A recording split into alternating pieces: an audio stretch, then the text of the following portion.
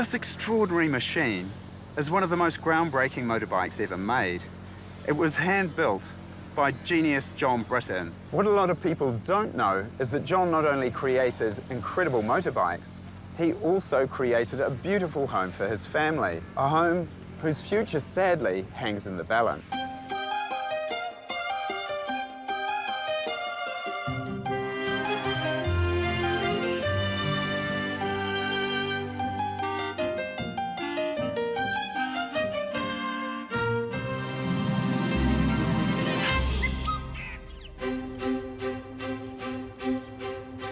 In the Christchurch suburb of Riccarton is a very unique building that started life in the late 1800s as the stable block to historic homestead Mona Vale. But in 1978, it was purchased by the visionary design engineer John Britton, who painstakingly converted it into a home and workshop where he designed his world-famous motorbike. Until his early death, aged 45 from skin cancer, John lived in the house with his 3 children and his wife, international model Kirstine Price. This house will always be very huge in my heart. So special memories here are when we first got married and finishing the house just in time to have our wedding here, and the babies were all born here upstairs.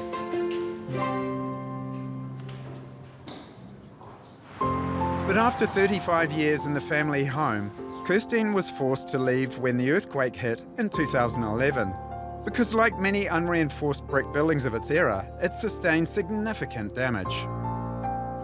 She's a very dear old lady that took a big hit. It's going to need a serious amount of work. I think I realised it was too big a job for me.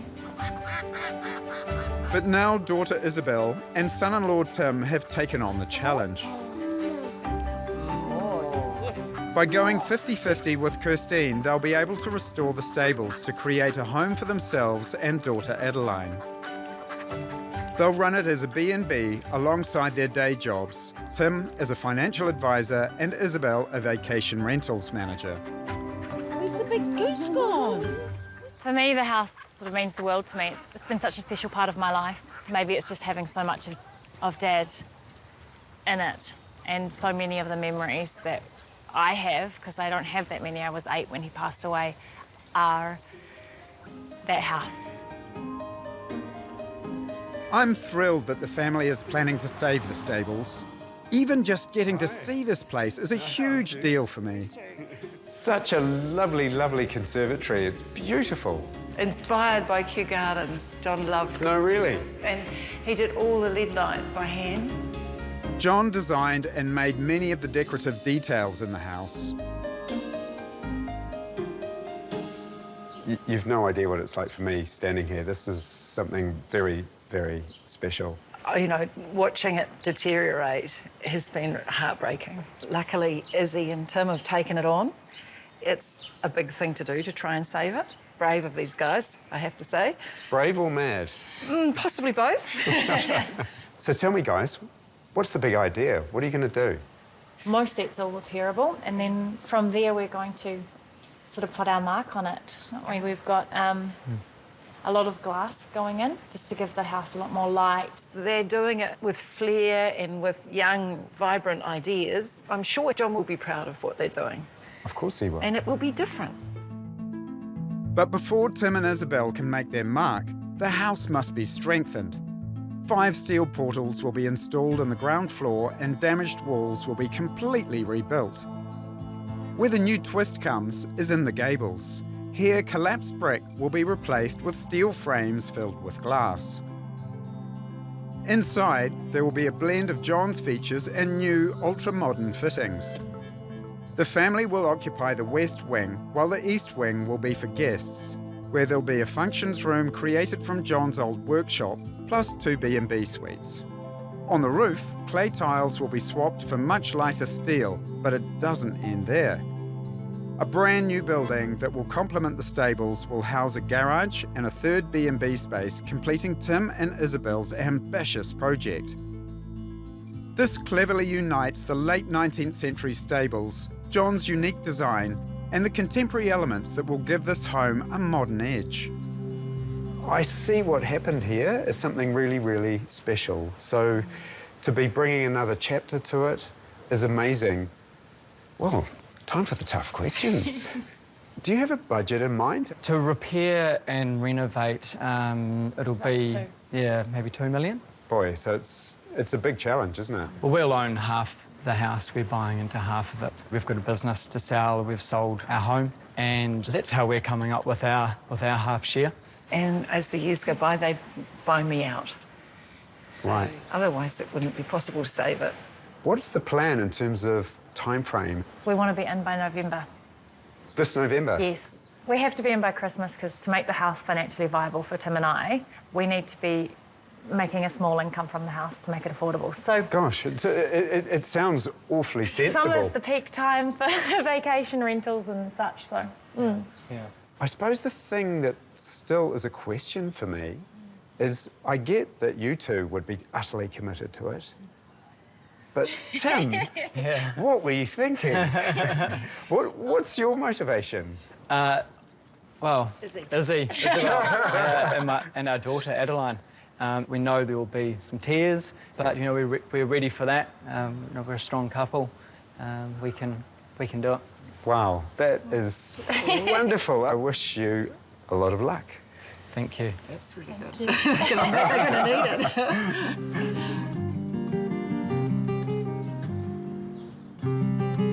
This place is extraordinary. It really was a labour of love for John. There are so many beautiful details. Look at this. That's an exquisite parabola. He handmade this, just like so many of the details right through the whole house. But Isabel and Tim have got this massive challenge. There are so many things that are hidden behind the walls or in the roof structure that they don't yet fully know. But there's so much history in this place, so much meaning for so many people. I can totally understand why they'd take it on.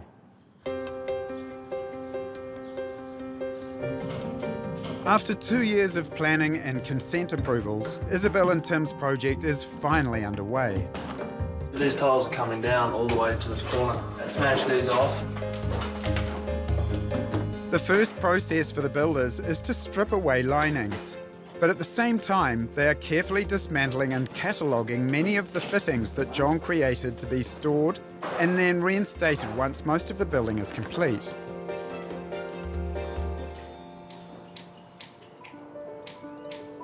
Isabel is sharing this momentous day with her mum and younger sister Jessica, who's visiting from Auckland. And it's the first time Jessica's been inside the family home for many months. It's a really full-on experience, actually. For me, coming in here, it's like a very, so many emotions, because it's all the memories that it used to be and all of the hopes of what it can be. Just like a floodgate of memories. And there's all your heights. Jess, are you still that high? It's hard to tell. I'm going to with a say, hard hat. educated guess, no, probably about 6 inches above that. Most of all, I feel immensely proud that they've decided to take it on, and really grateful, because it's not something that everybody wants to stick up their hand and do, but it's something that we all wanted to see happen. The shower clearly finished here, but I feel like it's made for It is like, it was always made for like, I had to shower like this. I can remember, and I think it was when Dad was sick, and I remember playing in here, and I think I remember giving him a little bell, going, ding this when you need me. And I remember sitting in this room, waiting. He had the wee bell. Really? Ding it when you need me. No, it was lovely. It's really- Jess. It was really sweet. It's a hug. I know for all of us when we step inside there, it's, whew, it's very, it's really special. Yeah, I think Dad, he's in there still.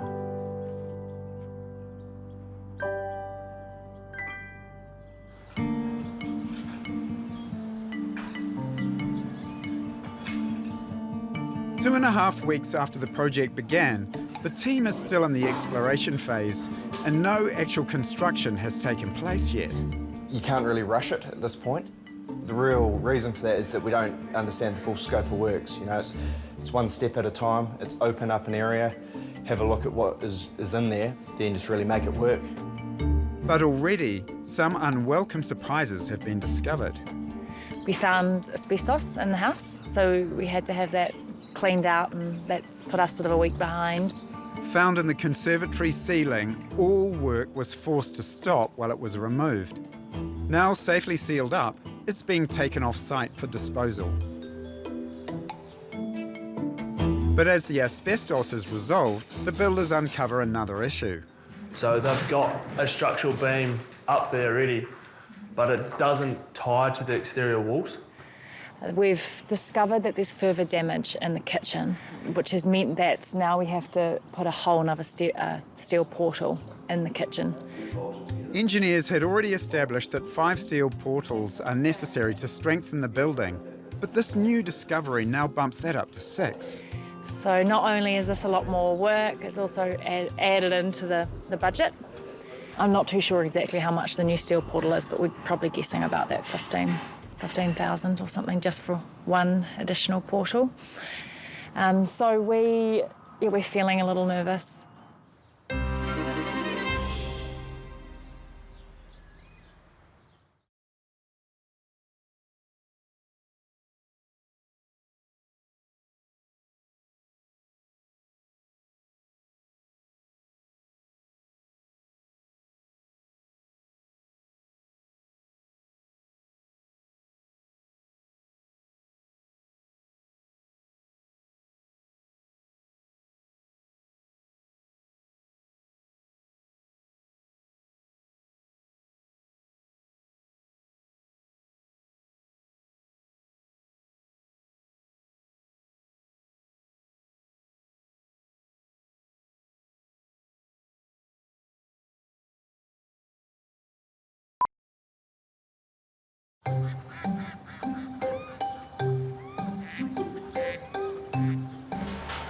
In Christchurch, vital strengthening work is about to begin on the old stables that will become Tim and Isabel's home.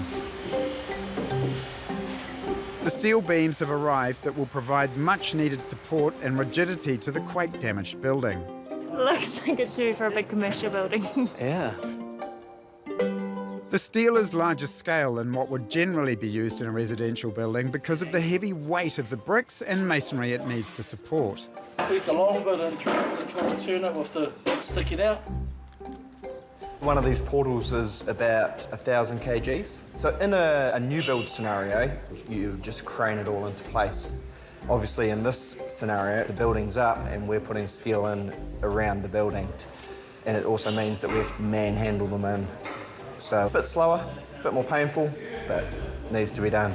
It most definitely needs to be done, because this place is constructed of unreinforced brick, which was common practice in the late 1800s, but most architects back then didn't factor in the formidable power of earthquakes.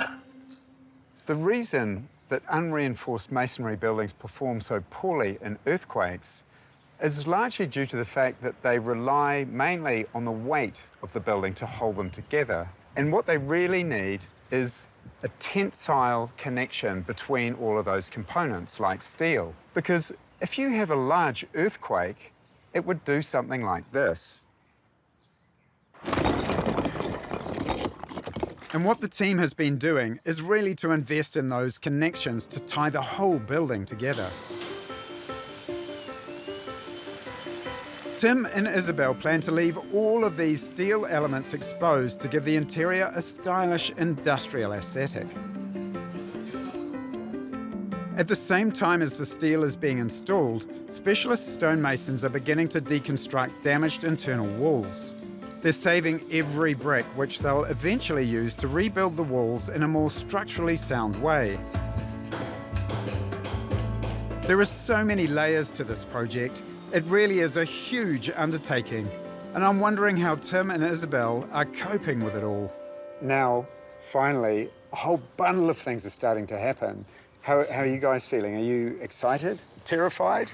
A bit of both. Yeah, absolutely. It's interesting. When you say it's interesting, I hear a little bit of fear. There is a lot of fear, yeah.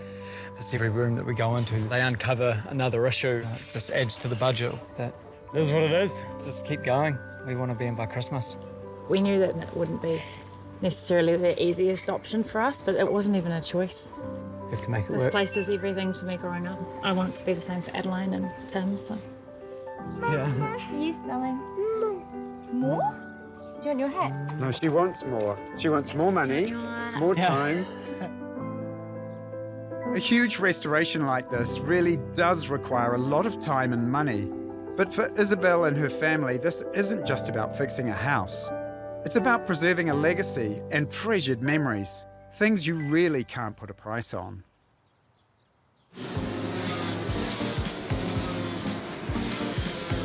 But the legacy most of us know John for is his legendary V1000 motorbike. Back in the 90s, being a major Britain fan, I bought a replica model of that bike for my dad, and I'm getting to see the real thing and meet the man who rode it. It's really quite a privilege, Andrew, to be standing here with you with the original #1 and me with mine. You won the World Championships on this, didn't you? That's right, I did, yeah. I mean, we won it just 3 weeks or so before John passed away. John saw it, you know, from his bed at home, really, and I flew home with the trophy. How did that feel? I wanted to just do it all for him, really. Yeah, it was amazing just taking the trophy back to John. I walked into the room and he was just super emotional. Couldn't really quite keep it together. He's inspired you, he's inspired his whole family, and now there's Isabel and Tim looking to try and save the original house. How do you feel about all of that? Really good. Yeah, you inspire so many people all around the world. I constantly get phone calls from children at school doing their projects on John Britton, and just having another piece of what he's done restored, that's inspirational to a lot of people in itself. Isabel's got some of her dad's creativity as well. She would, you know, do a fantastic job.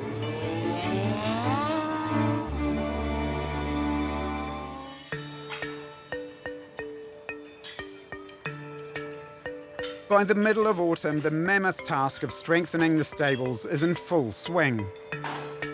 It's exciting. We've had 10 to 12 guys here every day for the past couple of months. So we are noticing a lot of differences when we come here from the start of the week to the end of the week. All of the steel portals are now up, and the old triple skin brick walls, which are particularly vulnerable to quake damage, are receiving some special treatment in the form of high tensile steel rods, known as heli ties. A pilot hole is drilled, and then this thing's driven in, and it effectively ties the 3 veneers together. So we put those in at every 400 millimeters, basically a grid over the whole wall, so there's thousands of them going in here.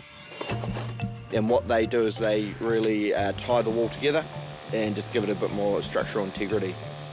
In this case, it's just shy of 2,000, so that's kept one of the lads going for weeks. I think he's over it. There's stuff that's getting fixed and completed, and it's not going to need to be touched, and it's done. It's a nice feeling to tick something off. I want to share Isabel's excitement, but there's still a long list of things that aren't even close to getting ticked off. Like constructing a whole new building from scratch to replace the old quake-damaged garage that today is being demolished. The plan now is to extend it so it's double the width and double the height, which will give us an extra guest room above. The new building will be modern, but it will be made of the original salvaged stone and brick to complement the old stables. Wondering at one stage sort of what Dad would think of us just pulling it down, but Tim pointed out that he'd be quite happy with it. Yeah. We're doing something different.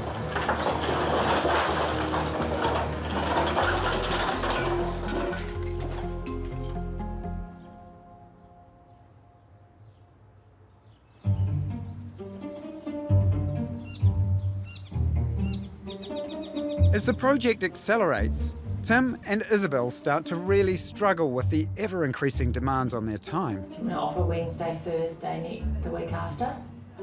So to try and stay on top of their own jobs and the build, they've made the radical decision to quit their offices in the city to work from a shared rental space. which is moments from the stables. Coming and going 3 or 4 times a day was just taking up too much time.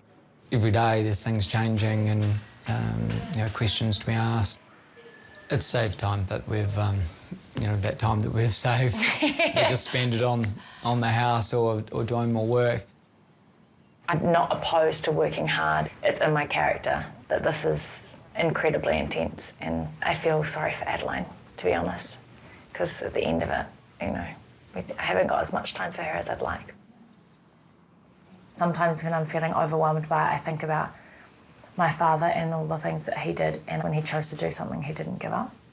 And I sort of think, you chose to do this, keep going and push on and, yeah, man up.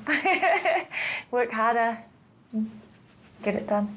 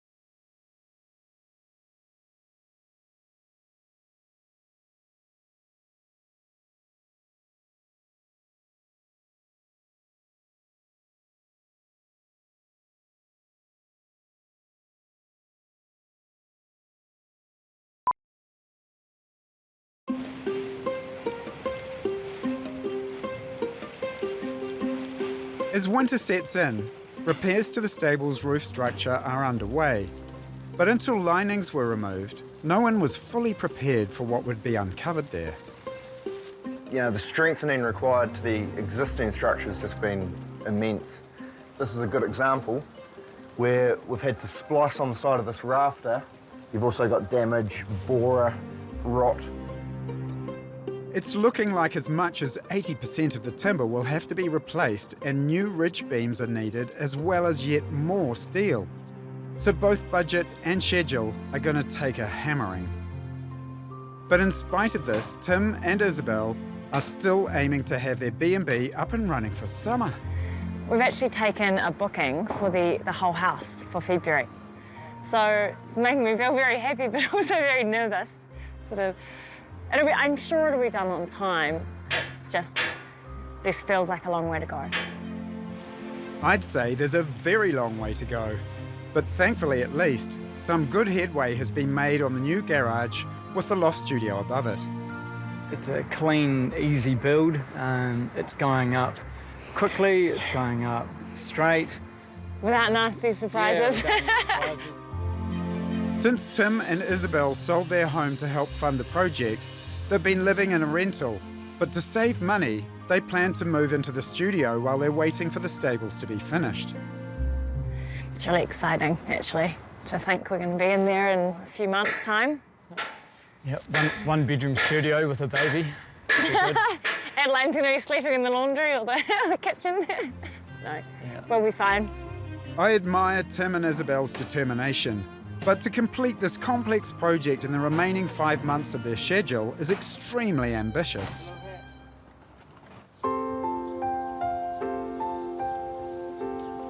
One person who really knows what these guys are going through is Kirstine, who supports them by looking after Adeline, which she fits in around her work as a dyslexia coach working with clients one-on-one. Great, so you made a tea. Are you happy with your tea? Kirstine was inspired to take up this work because she's dyslexic herself, and so was husband John. I think we both felt embarrassed about our spelling and reading, and so we felt comfortable with each other, and accepted each other, seeing each other from the same tribe almost. Yeah. John's visual spatial ability, which comes from his dyslexia, was a gift. And he did manage to use his gift to create the stables and many other wonderful designs that he could visualise in his head.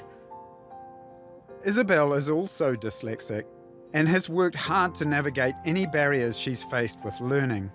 Well, I'm enormously proud of her. She's got lots of John's intelligence and vision, his tenacity. I mean, she chooses to do something and she sticks with it. And sometimes when I see them struggling and things are going wrong, I feel sorry for them, you know, but they should be very proud of themselves. It has proved to be bigger than we ever imagined the project to be.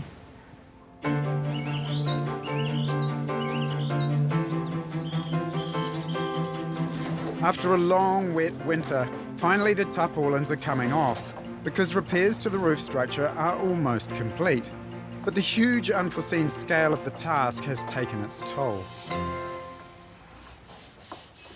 To boost manpower, Tim is now working up to 6 hours a day on site while still trying to run his business. Gone from having 4 guys working 2 weeks on the roof, we've now had 10 guys on the roof for 6 weeks. So we're up to about 180 grand on the roof. So that's pretty much our contingency gone in one area of the house. I feel worried that I've pushed him too far to do something that is really what I want, not necessarily what he wanted, and he's on board because he loves me. And I just feel really quite guilty that this is going to put us in a situation financially where it's going to be incredibly difficult. But at least today there's some real visible progress happening that's helping to lift Tim and Isabel's flagging morale. The last of the heavy, brittle tiles are being removed and the first section of the new steel roofing is being installed. Sun's out, the guys are powering through the roof now. Happy that it's on, not happy how much it's cost us to get the roof on, but no. We'll look back in a few years, having a glass of red, and it'll all be worth it. We can just laugh about it. Yeah. Hopefully. Yeah.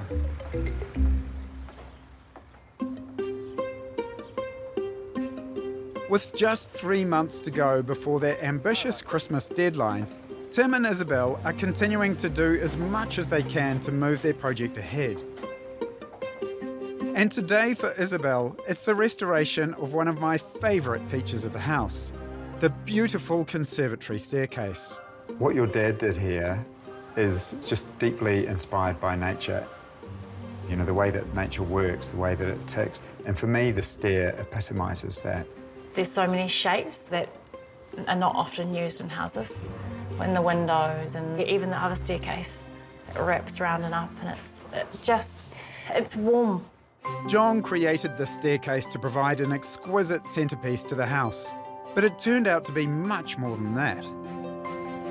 You know, when we were kids, this house was sort of a giant playground. We'd put the hose up here and the boogie boards on and some dishwashing liquid, and we'd fly down into the pool, you know, every now and then into the posts. Or Oh, God. We just had so much fun here. I have to ask the question, so if you come home from work one day and Adeline has got the hose going and the boogie board. I'll laugh. I'll laugh. I hope she does, you know, like that's what this is about to me, is not only recreating those memories, but adding a whole lot of new memories.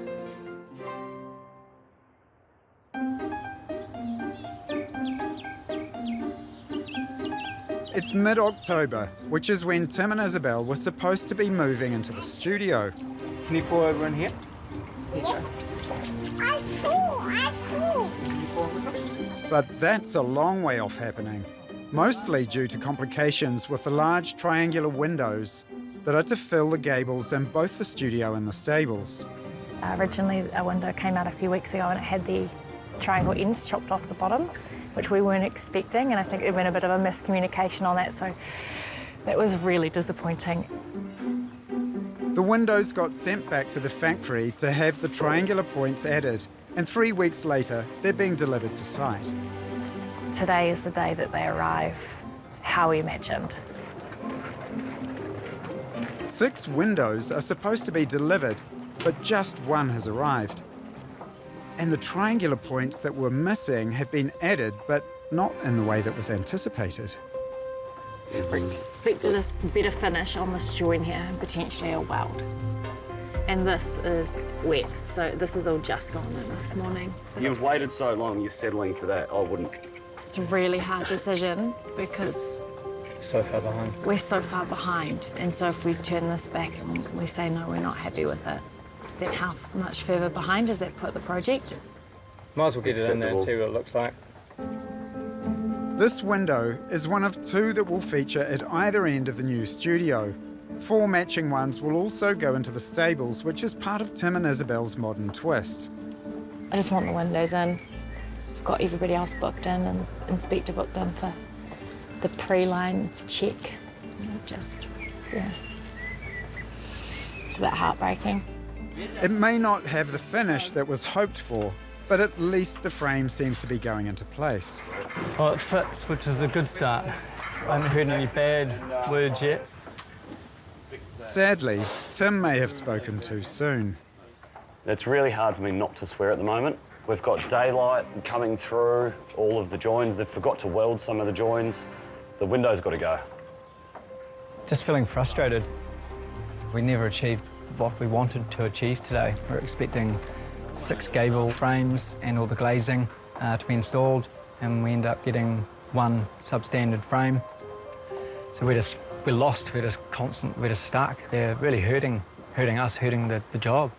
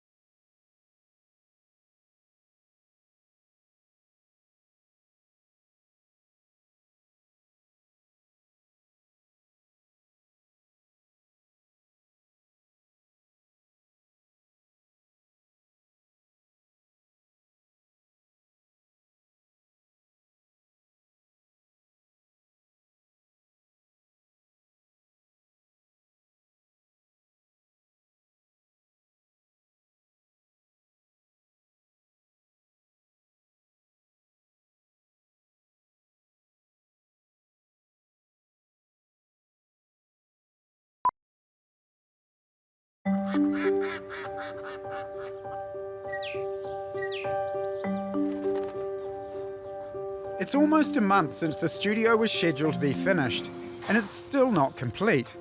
But the lease on Tim and Isabel's rental has expired, so they've had to move in with Tim's parents as a stopgap. Right, okay. Adeline, How am I going to peeling the potatoes. Why don't you peel the potatoes and let Mummy sit down? Well, there haven't been any arguments. No. We've survived. We've all survived in close quarters. Yeah. Adi and Dave, they've really taken care of us. So we can focus on the house, and it's very generous. For Adeline, it's just magic. You love water. We're having lots of fun. That's for sure. Can we get it? Can we get it? I think that when we leave here, Adi and Dave will probably really miss Adeline, but they might enjoy having some peace and quiet sometimes. Adeline's developed her talking a lot in the last couple of months, but she's also learning how to yell and things like this. Yeah, well, you show a bit of respect for your grandfather.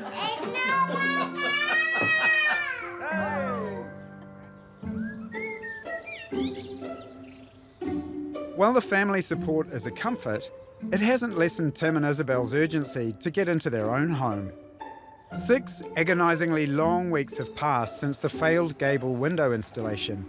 In that time, another company was enlisted to take over the job, and today, at last that new joinery has been delivered to site. Should we go touch the glass? Well, it means we can seal the house off so it can be watertight. So let's just hope that it's, it's all right and all goes done. I actually feel really nervous. It's just gone wrong so many times. The plan today is to finally get all 6 gable windows fitted and glazed.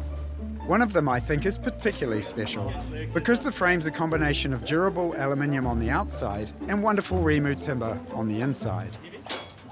You just watch out for the scaffolding. Work. Looks beautiful. Really happy with it. Yeah, it's stunning. It's going into one of the B&B suites and has a door that will open onto a small balcony. How's that for gentle?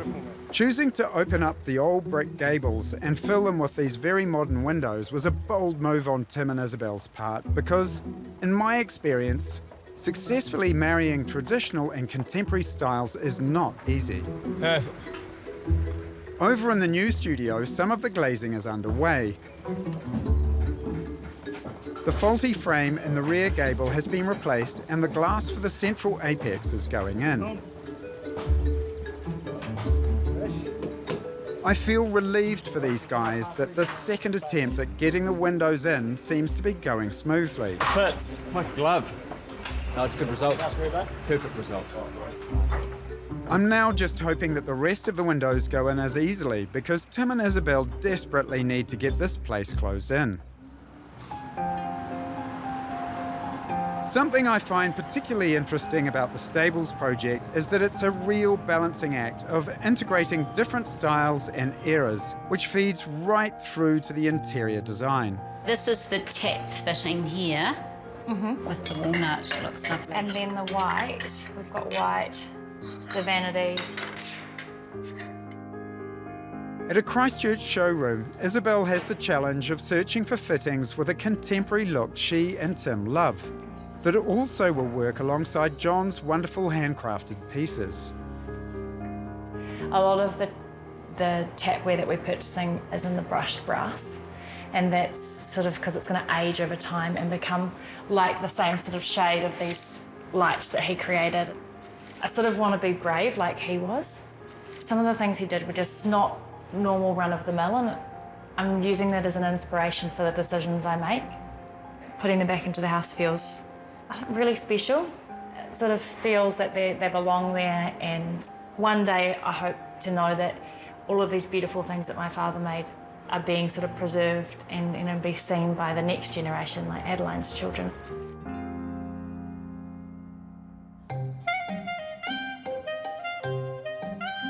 It's a couple of weeks now since the gable windows went in. I'm really interested to see how they'll look. It seems like Tim and Isabel's gamble might have paid off.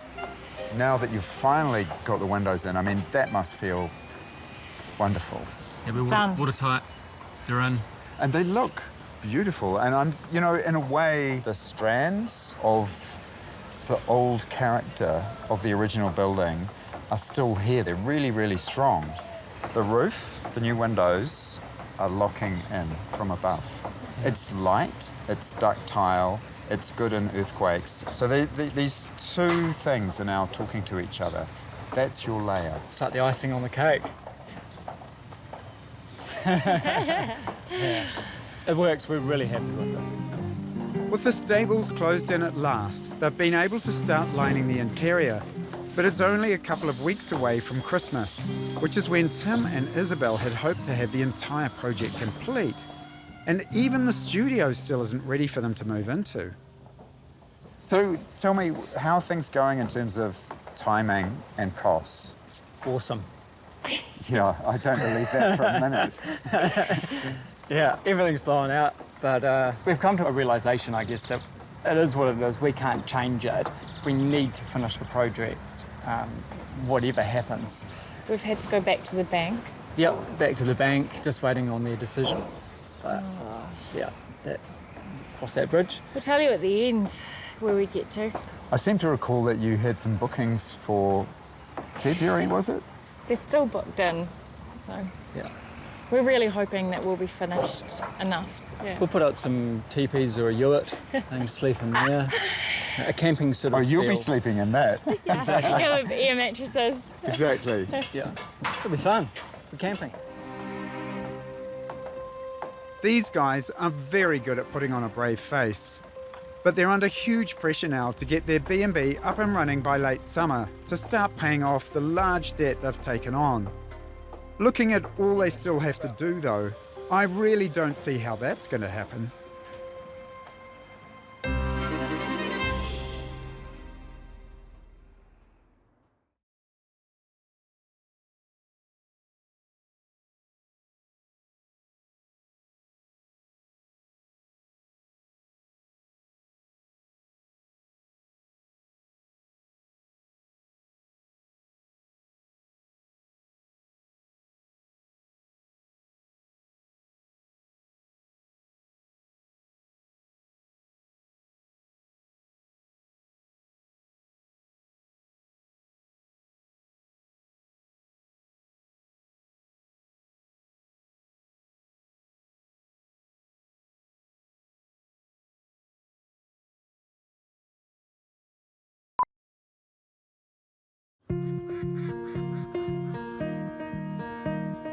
It's a year and a half since Tim and Isabel began restoring the extraordinary home John Britton created from an old brick stable block. Saving the house turned out to be much tougher than they ever expected. It's so packed full of priceless memories and intriguing traces of John's amazing talent. Backing out was never going to be an option. 9 months ago, when I last visited, the place was still in quite a state. I really hope by now they've been able to move in and their B&B's up and running.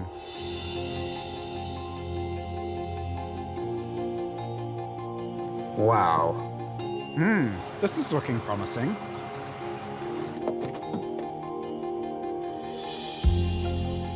Hey! Hi, Chris. Hey, How you good going? to see you. It looks absolutely stunning. John's beautiful doors looking very polished and sleek. And I love this little wink to the street. Magical. It's a lovely view from up there. That's Adeline's bedroom. Wonderful. I can't wait to have a look inside. Oh, come on in. Oh my goodness. It's gorgeous. Already I can see Tim and Isabel's bold modern influence here. Oh gosh, this is beautiful. Thank you. To see the conservatory restored to its former glory with the pools sparkling again is very special. And the stair looks fabulous. It's come up well after all that hard After work. that hard painting. Yeah. And what's through here? And this is Tim's favourite room. A billiard room? With the exposed brick and steel, Tim and Isabel have already achieved that edgy industrial look they were aiming for. It's come up so well in here. Gorgeous with this lovely big table. This was our late grandfather's table, Bruce Britton, and he was an avid billiard player, Bruce. We have no idea how to play billiards, but, yeah. but we'll learn. So this will be quite a special room then for guests coming to stay. Absolutely, because we're going to live on this side of the house and we've got the rooms over this side. We hope that this is a point in the middle that we can come together, have a glass of wine or a whiskey. The billiard room leads through to the cosy sitting room, which truly embodies John's wonderfully unconventional style and holds a rather special surprise. Oh my goodness! Yeah, isn't she beautiful? I can't believe it. It's magic to have her back. That is mind-boggling. I love coming downstairs and it's just here. Oh, good morning. The thing that is so amazing, all of these fabulous parabolic curves everywhere that are also here. It's like these things are talking to each other. Tim and Isabel's brilliant decision to fill the gables with glass has brought so much light to the upstairs spaces that were once rather dark. And this is our bedroom. Yeah. Gorgeous. Isn't it beautiful? And to wake up to this every morning. I love John's balustrade. I mean, such beautiful shapes. And each one of those was made out of rowing oars. Wow, that's a few boats. Yes. Off the master bedroom is the ensuite, which they've modernised while still managing to incorporate some of the original fittings. There's some of the taps that Dad made, the old Swan ones. Oh yeah, they're beautiful. I love what you've done with the bronze everywhere. There's a lovely kind of juxtaposition between these elements from your dad and what you guys have brought to this. And look. Getting Finally fit. Doesn't fixed. shower. Oh, it's going to drip on me. Next door is Adeline's room with that striking gable window. In her bathroom, soft pink tiles subtly echo John's beautiful handcrafted lampshades. Do I sit here? Can we cut up the tomato? You cannot. Oh, but what are we going to cook on them? Nothing. Nothing? You just play. But I'm hungry. No. Across from the master bedroom are the two B&B suites, which didn't get finished in time for that booking back in February. But they're now complete and looking incredibly elegant and stylish. And the brand new garage with loft studio above fully reflects Tim and Isabel's clean, contemporary aesthetic. These guys really have put their all into this home. But of course, there's a very important person they could never have done it without. How does it feel to be back in this beautiful space? Oh, it's amazing to have it as a whole again. A few weeks back, Izzy sent me a picture of the lights on. Just seeing it lit again after all these years was really, really emotional, actually. Well done, Kirstine. For all of you, what an achievement. You two have really put in the blood, sweat and tears. How does that feel? I mean, finally you're here. Exhausting. It's pretty amazing Exciting. to be finished. It just feels like we're home and kind of something magical about it. Yeah, it's a special place. I'm glad that we got here. It was really, really hard. Friends and family sort of got put aside and this house took over. The beast, I called it. The beast. It's been a real enlightenment into how did Dad do it? He did most of it himself or with a few friends. I've always said if John could build this, we can at least fix We can fix it, yeah. You know, with a team of people. So what did it cost in the end? Oh, that was good. Under budget. Well, under. Yeah, right. Yeah. Oh. It certainly blew out a lot more than what we hoped. Double, triple, quadruple? No. Not double. No. It might be another 30% more than what we sort of thought. We've hit at least 2.5. And that was money we really didn't have. So we've had to take on a lot more debt. You know, we hope that the bed and breakfast works and that it all pays off for us. You know, there have been so many challenges that you've had through all of this. What have you learned from each other through it? The things I've learnt about Tim is his commitment to seeing it through. I know there's times when he probably wished that we'd never done it, but really his ability to keep going despite all of that. The end result is wicked. It is so incredibly beautiful. Well done. Thank and you. I wish you every success from here on in because you damn well deserve it. Thanks, Chris. Yeah. Yeah, it's good.